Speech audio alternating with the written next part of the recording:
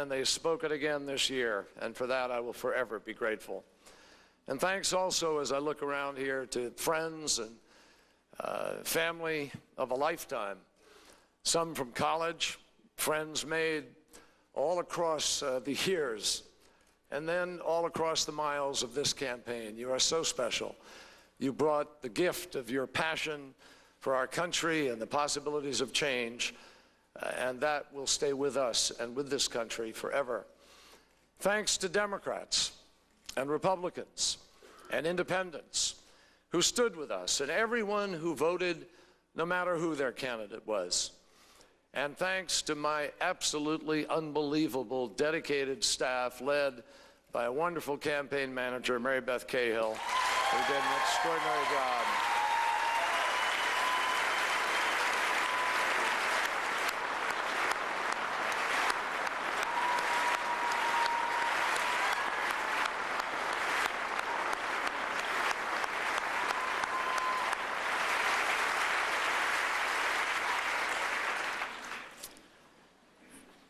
There's so much written about campaigns, and there's so much that Americans never get to see. I wish they could all spend a day on a campaign and see how hard these folks work to make America better.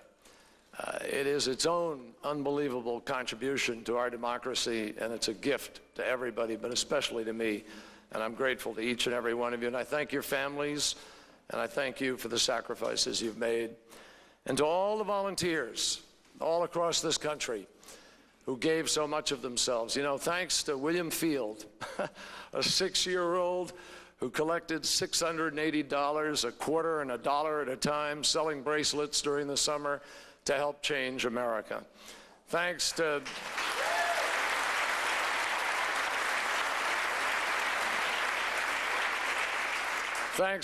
Michael Benson from Florida, who I spied in a rope line holding a container of money, and it turned out he'd raided his piggy bank and wanted to contribute. And thanks to Alana Wexler, 11 years old, who started Kids for Kerry all across our country.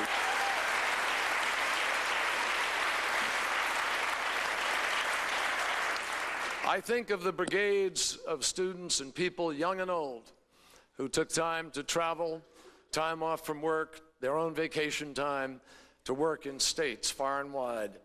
They braved the hot days of summer and the cold days of the fall and the winter to knock on doors because they were determined to open the doors of opportunity to all Americans. They worked their hearts out, and I wish you know how much that I could have brought this race home for you, for them. And I say to them now, don't lose faith. What you did made a difference, and building on itself,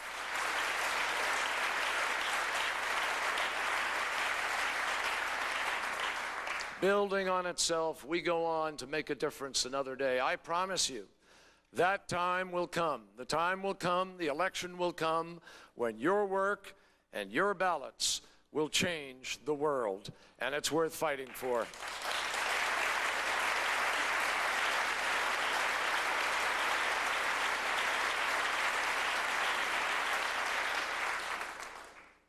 I want to especially say to the American people, in this journey, you have given me the honor and the gift of listening and learning from you.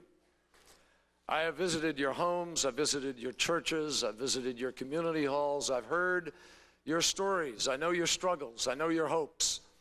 They are part of me now. And I will never forget you, and I'll never stop fighting for you.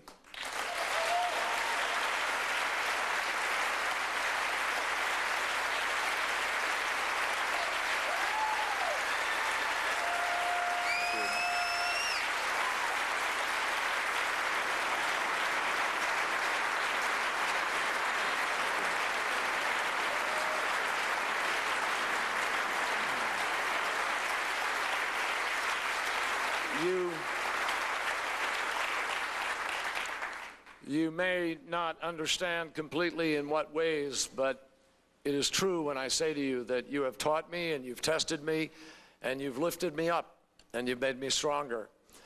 I did my best to express my vision and my hopes for America. We worked hard and we fought hard, and I wish that things had turned out a little differently.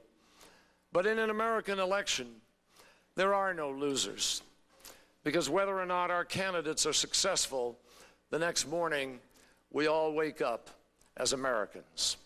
And that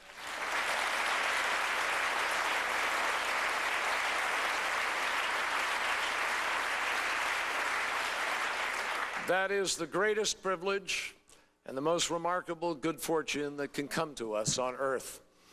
With that gift also comes obligation.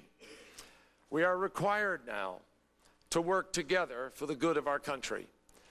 In the days ahead, we must find common cause. We must join in common effort, without remorse or recrimination, without anger or rancor. America is in need of unity and longing for a larger measure of compassion.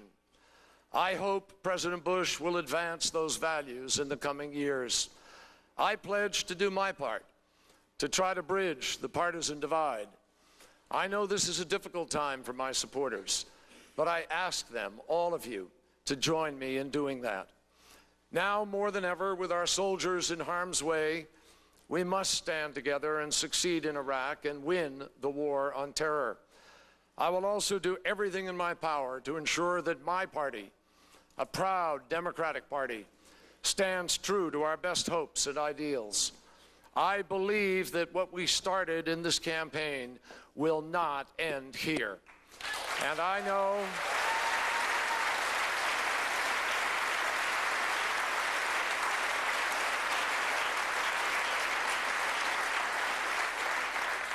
our fight goes on to put America back to work and to make our economy a great engine of job growth. Our fight goes on to make affordable health care an accessible right for all Americans, not a privilege. Our fight goes on to protect the environment, to achieve equality, to push the frontiers of science and discovery, and to restore America's reputation in the world. I believe that all of this will happen, and sooner than we may think, because we're America, and America always moves forward.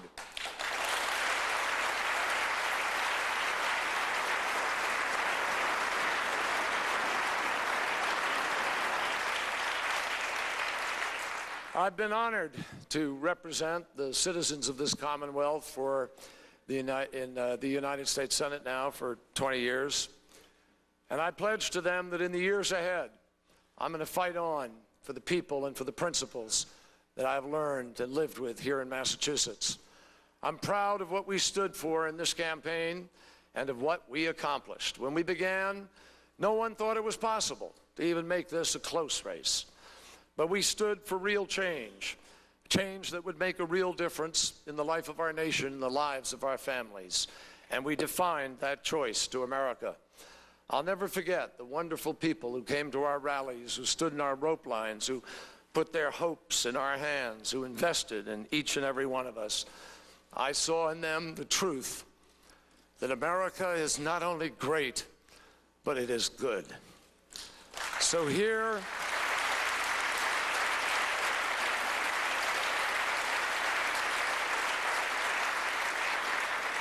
with a grateful heart, I leave this campaign with a prayer that has even greater meaning to me now that I've come to know our vast country so much better. It's thanks to all of you, and what a privilege it has been to do so. And that prayer is very simple. God bless America. Thank you.